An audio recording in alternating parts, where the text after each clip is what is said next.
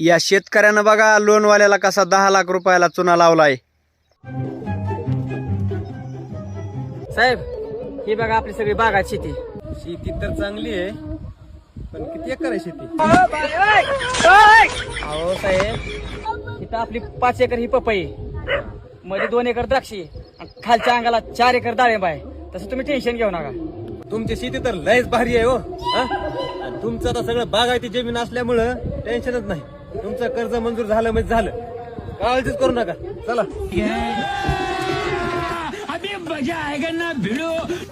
3-4 महिने झालं कर्ज घेतलंय, एक बी हप्ता भरला नाही. आज बघतो त्याच्याकडे. ये फंस गया सीएम. अय मामा, कुठे गेले शेताचं मालक? मग आम्ही कोण आहे? अहो त्या दिवसाचं ती बुटकं पोरग कोण होतं मग? ते लुकड्याली बाई होती त्याच्यासोबत. हा? ती बुटक वय ती माझा सालाचा गाडी होता, लाख रुपये उचल घेतली आणि गेली पळून. बाबा मिलो रे बाबा. आता आव त्याला 10 लाख रुपये कर्ज दिलंय की मी.